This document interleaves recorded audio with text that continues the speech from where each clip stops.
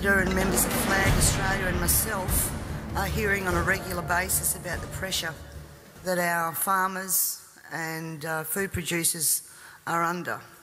But let me just make the point that these policies come from a faraway place. And you're going to have to bear with me now for a few minutes while I read my speech, and I will read it because otherwise I'll be up here for hours. I get a bit carried away with this, so I've contained it to as smaller speech as I can do. But we are in trouble, and we all need to pull together on this. And first of all, I'd just like to thank people who have been supporting Flag Australia in their push to get this word out there. At Leon Biner on his Don't Sell Australia Short Facebook campaign, who has now over 7,500 members, all concerned about the same thing. Sean Perry from 5AA Talkback, who has allowed Peter and myself many times to go on there for hours at a time to get these issues aired and discussed. And we'll actually be having Lord Monckton on there tomorrow night from 7 o'clock till midnight, so that people can ring in, ask questions and have a discussion about this. So 5AA have been behind us, which is great. And also the Southern Argus newspaper. They have been so supportive of getting the message out there of the stress that our primary producers are under, and we really can't thank all of those people enough. So now I'll start to read. Again, thank you all for coming here today. I also thank the many people behind the scenes who have helped to educate me on the global issues and how they are being implemented at a state level so that I can be an effective elected member of your parliament. And while I'm speaking to you today, I'm going to quote a number of people from various influential positions on the international stage, and I'll leave it with you to make up your mind if you want to continue to head in the direction that we're going.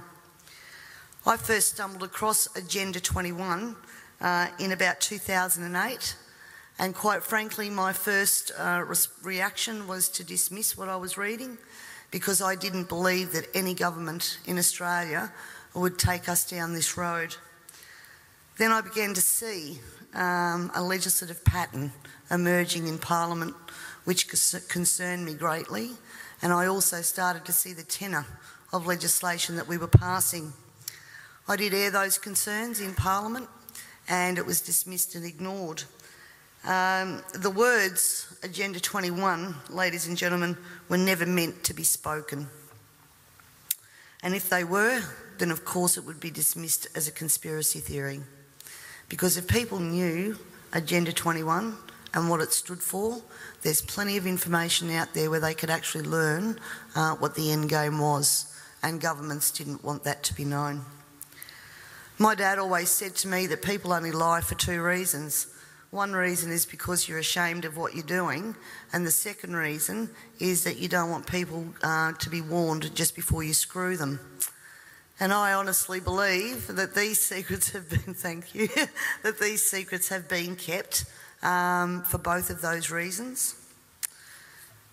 Ladies and gentlemen, the origins of the environmental movement as we see it began back in 1968 when the Club of Rome was formed. The Club of Rome has been described as a crisis think tank which specialises in crisis creation. The main purpose of this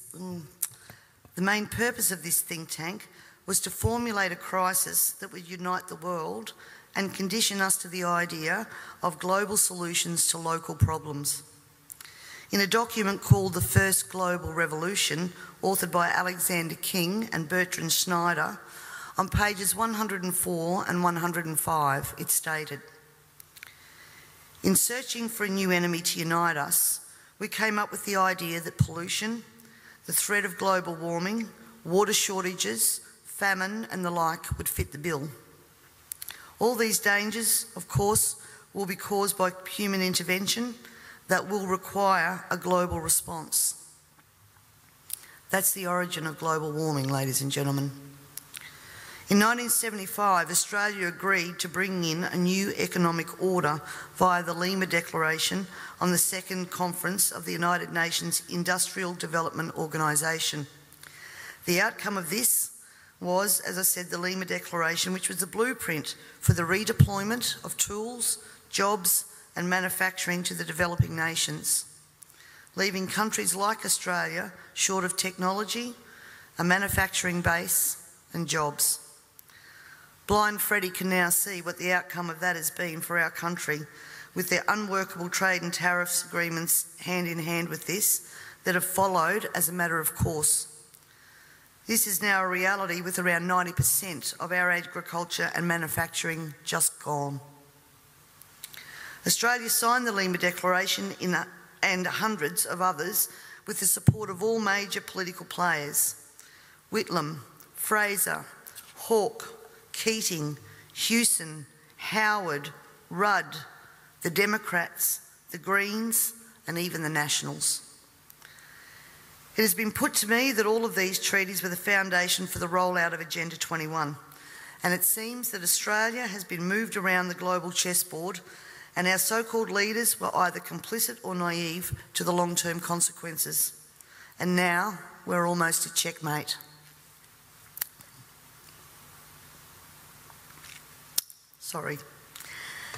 In 1992, former President of the United States, George Bush Sr. said, "Effective execution of Agenda 21 will require a profound reorientation of human society, unlike anything the world has ever experienced. A major shift in the priorities of both governments and individuals, and an unprecedented redeployment of human and financial resources. This shift will demand that a concern for the environmental consequences of every human action will be integrated into individual and collective decision-making at every level."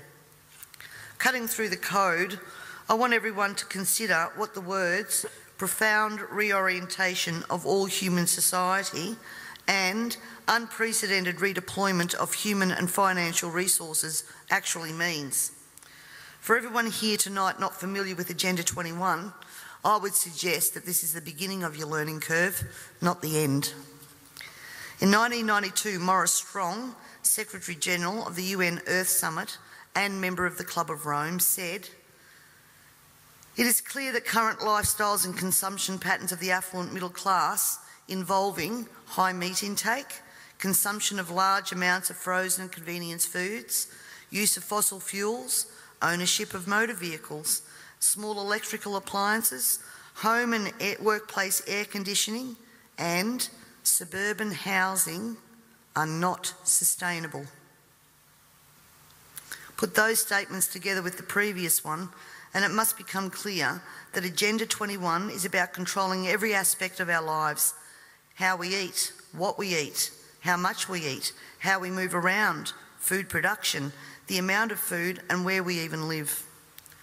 Dixie Ray, former Washington State Governor and Assistant Secretary for Oceans and International Environmental and Scientific Affairs, stated, "Agenda 21 seeks to establish a mechanism for transferring the wealth from citizens to the third world. Fear of environmental crisis would be used to create a world government and UN central direction." From a report in the 1976 UN's Habitat I conference, land cannot be treated as an ordinary asset, controlled by individuals and subject to the pressures and inefficiencies of the market. Private land ownership is also a principal instrument of accumulation and concentration of wealth, therefore contributes to social injustice. In other words, ladies and gentlemen, if you work hard and you exercise good financial management and invest in property, you are contributing to social injustice. In a report from the President's Council on Sustainable Development, we need a new collaborative decision process that leads to better decisions, more rapid change, and more sensible use of human, natural, and financial resources in achieving our goals. And at the same time, Harvey Reuven, Vice Chair of the Wildlands Project, says individual rights will have to take a back seat to the collective. J. Gary Lawrence, advisor to President Clinton's Council on Sustainable Development, participating in a UN advocated planning process would very likely bring out many of the conspiracy fixated groups and individuals in our society, and here we are. This segment of our society, who fear one world government and UN invasion, through which our individual freedoms will be stripped away, would actively work to defeat any elected official who joined the conspiracy by undertaking Agenda 21. So we will call our process something else. We will call it comprehensive planning or growth management or smart growth.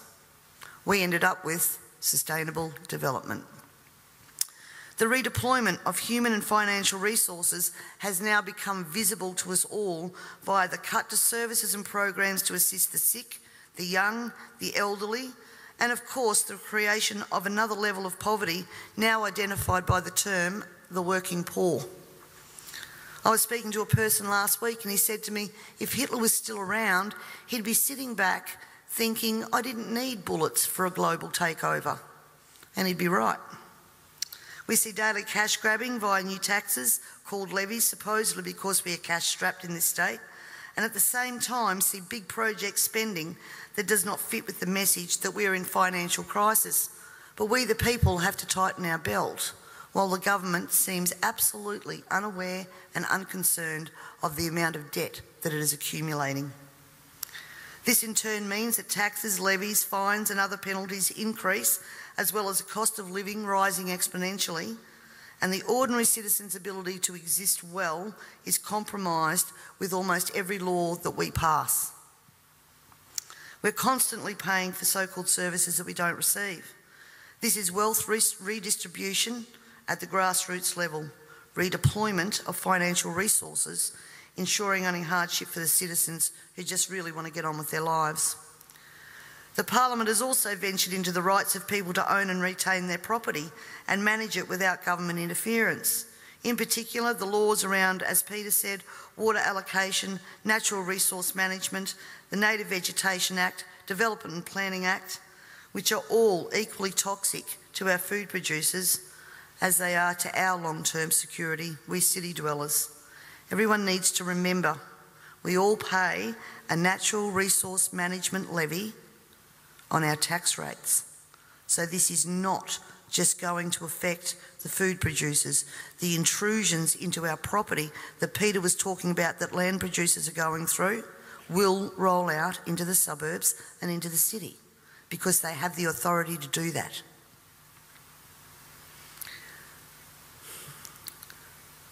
We all have already fiddled in Parliament with land titles of people in rural areas, and I'm talking about the Barossa and McLaren Vale legislation that passed. And the buzzwords used to justify that was heritage status.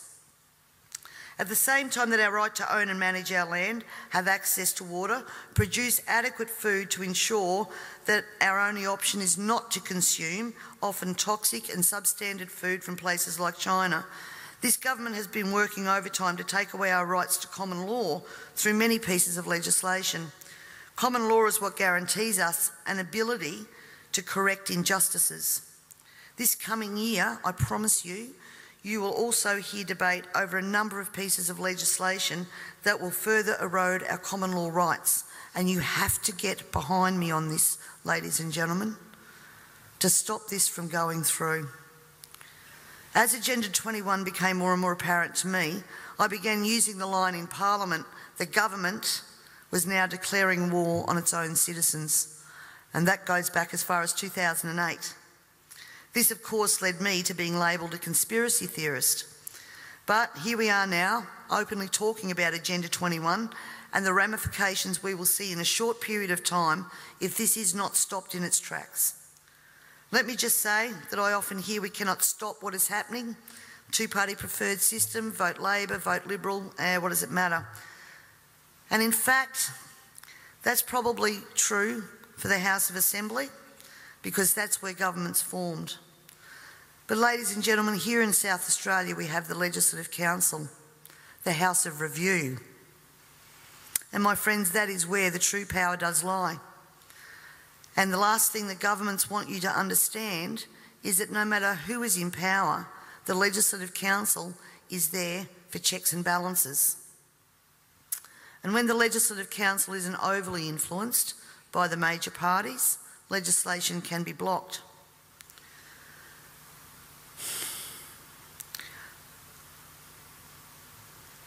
Remember, on most of these policies that I've spoken about here today, there has been bipartisan support for everything that has gone through.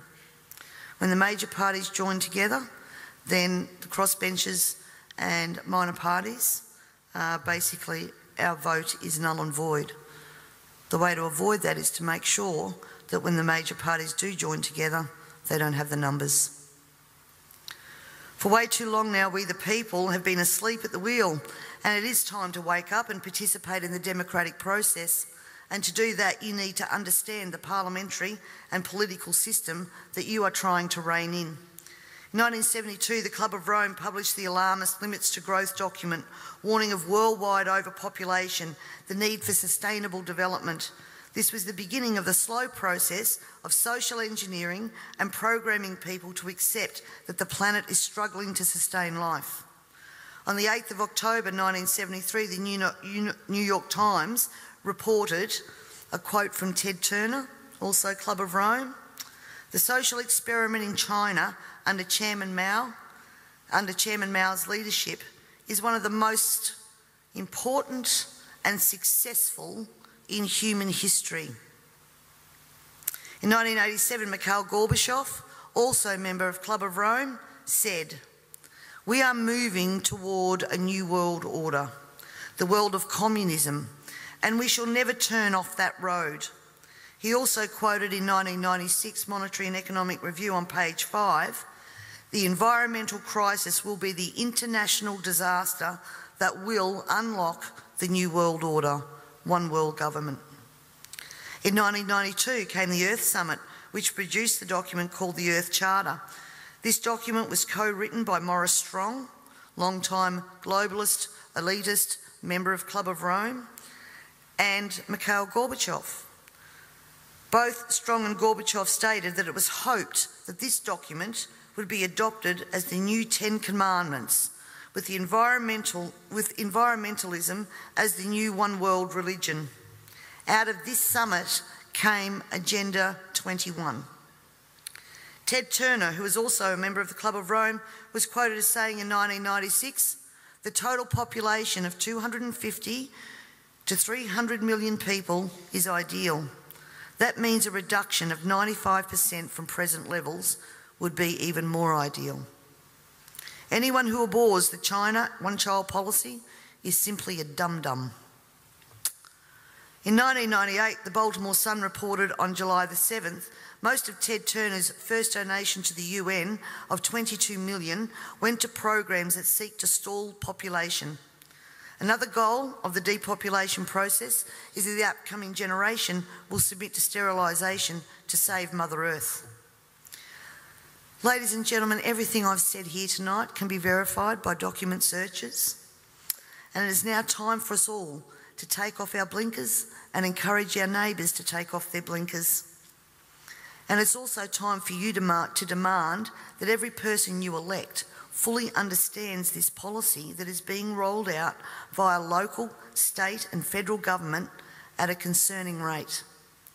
We're not talking about decades, we're talking about only years before this is fully implemented. And every day another law is passed, is introduced to produce the end game of Agenda 21 being fully implemented. So the question that Lord Monckton asks, carbon tax, climate change and Agenda 21, can democracy survive all three? Needs to be answered, and answered now. And you need to find out from your elected members what they know of Agenda 21, and if they don't know it, educate them. And if they don't know it, then push them to understand what they are voting on in Parliament, because this is crossroads. I thank you all very much for your time and for your attention, and I would now like to take the opportunity to introduce Lord Christopher Monckton. Thank you.